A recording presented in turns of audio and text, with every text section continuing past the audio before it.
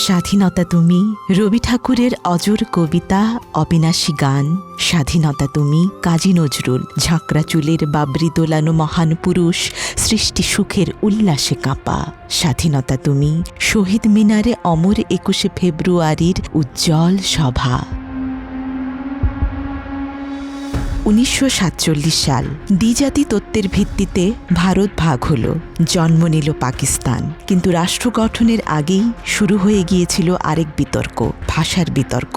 করাচিতে ২৩ ফেব্রুয়ারি ১৯৪৮ সালে ন্যাশনাল অ্যাসেম্বলিতে যিনি স্পষ্ট ভাষায় দাবি তোলেন বাংলাকে রাষ্ট্রভাষা করা হোক, সেই মানুষটির নাম ধীরেন্দ্রনাথ দত্ত। ধীরেন্দ্রনাথ দত্তই সর্বপ্রথম বাংলা ভাষাকে রাষ্ট্রভাষা করার দাবি তুলেছিলেন। ধীরেন্দ্রনাথ দত্তের সেই দাবি পাকিস্তান পার্লামেন্টে প্রত্যাখ্যাত হয়। পূর্ব বাংলার মানুষ সংখ্যাগরিষ্ঠ হলেও রাষ্ট্র ক্ষমতার কেন্দ্র ছিল পশ্চিম পাকিস্তানে। রাষ্ট্রভাষা কি হবে, এই প্রশ্নে ধীরে ধীরে জমে ওঠে ক্ষোভ। মাতৃভাষার পরিবর্তে অন্য কোনো ভাষাকে রাষ্ট্রভাষা রূপে বরণ করার চাইতে বড় দাসত্ব আর কিছু থাকিতে পারে না, একথা লিখল তৎকালীন পত্রিকা মিল্লাত। এই উচ্চারণই যেন ভবিষ্যৎ আন্দোলনের পূর্বাভাস। ১৯৪৮ সালের ২১ মার্চ ঢাকার রেসকোর্স ময়দান।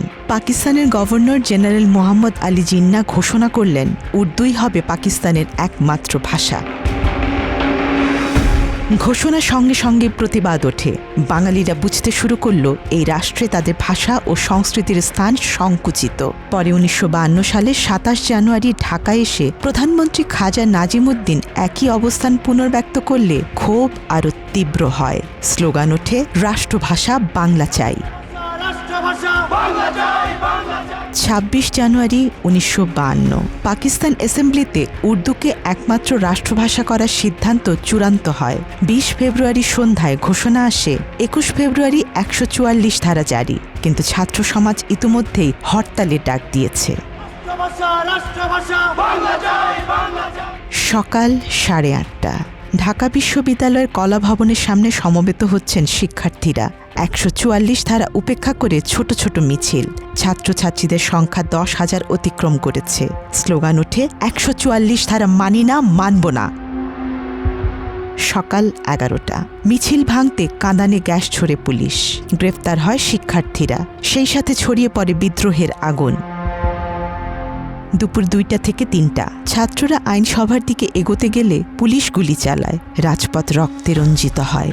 গুলিতে আব্দুল জব্বার এবং রফিক উদ্দিন আহমেদ ঘটনাস্থলে নিহত হন। অলিউল্লাহ নামের এক কিশোর সহ নিহত হন আব্দুস সালাম, আবুল বরকত সহ আরও অনেকে। ২১ ফেব্রুয়ারি গুলিবর্ষণে শহীদ হওয়া ৪ জনের মধ্যে ৩ জন ছিলেন ছাত্র। এরা হলেন আবুল বরকত, জব্বার ও রফিক উদ্দিন। অন্যজন শহীদ সালাম, যিনি বাদামতলীর একটি প্রেসের কর্মচারী ছিলেন। ওই দিন রাস্তায় পড়ে থাকা আরও কিছু দেহ পুলিশ দ্রুত ট্রাকে করে তুলে নিয়ে যায়, যাদের পরিচয় আর জানা যায়নি। শহীদদের খবর ছড়িয়ে পড়তেই আন্দোলন ছাত্রদের গণ্ডি ছাড়িয়ে জনতার আন্দোলনের রূপ নেয়। ২২ ফেব্রুয়ারি কার্জন হলমুখী হয় ৩০,০০০ মানুষের মিছিল। পুলিশ আবার গুলি ছোড়ে। ২৩ ফেব্রুয়ারি মেডিকেল কলেজ হোস্টেল প্রাঙ্গণে এক রাতেই নির্মিত হয় শহীদ মিনার। ২৬ ফেব্রুয়ারি তা ভেঙে ফেলে সরকার। কিন্তু মিনার ভাঙা গেলেও আন্দোলনের চেতনা ভাঙা যায়নি। ১৯৫৪ সালে যুক্তফ্রন্ট নির্বাচনে জয়ী হলে ৯ মে গণপরিষদে বাংলাকে পাকিস্তানের অন্যতম রাষ্ট্রভাষা হিসেবে স্বীকৃতি দেয়া হয়। ভাষা আন্দোলন শুধু ভাষার স্বীকৃতি নয়, এ ছিল আত্মপরিচয়ের ঘোষণা। এই আন্দোলনই পরবর্তীতে বাংলাদেশের স্বাধীনতা সংগ্রামের প্রথম ভিত্তি। ভাষা সৈনিকদের বিভিন্ন তথ্য অনুসারে প্রথম শহীদ মিনার হয়েছিল রাজশাহীতে। ১৯৫২ সালের ফেব্রুয়ারির ২১ তারিখ দিবাগত রাতে রাজশাহী কলেজ ছাত্রাবাস সংলগ্ন এলাকায় তা নির্মাণ করা হয়। ২১ ফেব্রুয়ারি গুলি চলার পর রাজশাহী সরকারি কলেজের ছাত্ররা রাতের আঁধারে লণ্ঠন জ্বালিয়ে কলেজ হোস্টেলের মাঠে কাদা দিয়ে ইট গেঁথে বানিয়েছিলেন প্রথম শহীদ মিনার। পরের দিন পুলিশ এসে তা ভেঙে দেয়। আবার ঢাকা মেডিকেল কলেজের ছাত্র বদরুল আলম ও সাইদ হায়দারকে দিয়েও একটি স্মৃতিস্তম্ভের নকশা করানো হয়েছিল। ২২ ফেব্রুয়ারি রাতে তিনি নকশা করে দেন। ২৩ ফেব্রুয়ারি রাতে শহীদ স্মৃতিস্তম্ভের নির্মাণ শেষ হয়। ২৪ ফেব্রুয়ারি শহীদ মিনারের উদ্বোধন করেছিলেন ভাষা শহীদ শফিউর রহমানের বাবা। যদিও ততক্ষণে রাজশাহীর শহীদ মিনার তৈরি হয়ে সেটা ভেঙেও ফেলা হয়েছে। শিল্পী হামিদুর রহমান এবং ভাস্কর নভেরা আহমেদের পরিকল্পনা ও নকশা অনুযায়ী ১৯৫৭ সালের নভেম্বর মাসে কেন্দ্রীয় শহীদ মিনারের কাজ শুরুর পর আবার তা বন্ধ করে দিতে হয়েছিল। ১৯৫৮ সালের অক্টোবরে আইয়ুব খান সামরিক আইন জারি করলে কাজ বন্ধ হয়ে যায়। ১৯৫৯ থেকে ১৯৬২ পর্যন্ত মানুষ অসমাপ্ত শহীদ মিনারই ফুল দিয়েছে। ১৯৬২ সালে মূল নকশা পরিবর্তন করে আরেকটি নকশা করা হয়। এরপর দ্রুত মিনারের কাজ শেষ হয়। ১৯৬৩ সালের ২১ ফেব্রুয়ারি এর উদ্বোধন করেন শহীদ বরকতের মা। মুক্তিযুদ্ধ চলাকালীন পাকিস্তানি বাহিনী মিনারটি ভেঙে ফেলে। বাংলাদেশ স্বাধীন হওয়ার পর ১৯৭২ সালে তৎকালীন রাষ্ট্রপতি আবু সাইদ চৌধুরীর নেতৃত্বে শহীদ মিনার পুনরায় নির্মাণের জন্য কমিটি গঠিত হয়। তারা ১৯৬৩ সালের নকশার উপর ভিত্তি করে দ্রুত এর কাজ সম্পন্ন করতে চান। পরে ১৯৭৬ সালে নতুন নকশা অনুমোদিত হয় শহীদ মিনারের জন্য, যদিও সেটি সম্পূর্ণভাবে প্রয়োগ করা হয়নি।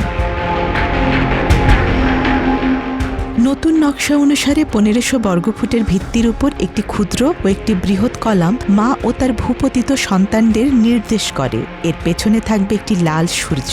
এগুলো নির্মিত হয়েছিল উজ্জ্বল মার্বেল পাথর দ্বারা। সিঁড়িতে ব্যবহার করা হবে সাদা রং, যা একটি শুভ্র সৌম্য সৌন্দর্য এনে দেবে। প্রাচীরে রং করে লেখা থাকবে বিখ্যাত ব্যক্তিদের কবিতা। তাড়াহুড়োর কারণে এই পরিকল্পনা সঠিকভাবে বাস্তবায়িত হয়নি। নির্মাণকালে কলামগুলোর দৈর্ঘ্য পরিকল্পনা অনুসারে ধার্যকৃত দৈর্ঘ্য থেকে কম হয়ে যায় এবং মুখ্য তথা বৃহৎ কলামটির মাথা পরিকল্পনার চেয়ে বেশি বাঁকানো করে তৈরি করা হয়। পাশাপাশি মিনারের নানা অংশের কাজও যথার্থভাবে করা হয়নি।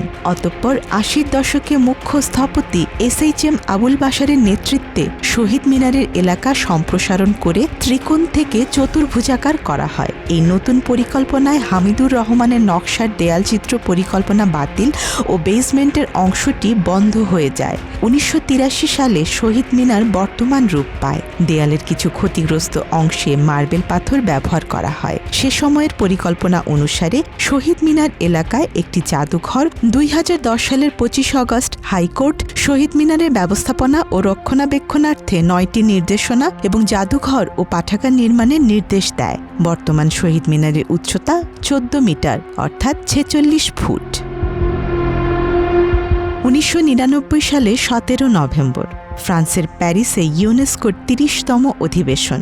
দীর্ঘ প্রক্রিয়া পার হওয়ার পর ইউনেস্কো ২১ ফেব্রুয়ারিকে আন্তর্জাতিক মাতৃভাষা দিবস হিসেবে ঘোষণা করে।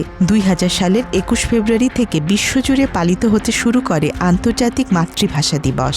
বাংলা ভাষা পায় বিশ্ব স্বীকৃতি। ২১ হয়ে ওঠে মানবজাতির ভাষাগত বৈচিত্র্য রক্ষার প্রতীক। ৫২ ভাষা আন্দোলনের পর থেকেই এর চেতনাকে উপজীব্য করে লেখা হয়েছে অজস্র কবিতা, গান, ছড়া, নাটক, গল্প, উপন্যাস ও প্রবন্ধ। ২১ ফেব্রুয়ারি অন্য কোনো ভাষার সাথে আমাদেরকে বিরোধ করতে শেখায়নি। জনসাধারণের ভাষার মর্যাদা, অধিকার ও উন্নতির প্রয়োজনীয়তা শিক্ষা দিয়েছে। এদিনের চৈতন্য তাই সমগ্র দেশকে ডেকে বলছে, মাতৃভাষাকে ভালোবাসুন। Desk report, Dhaka express.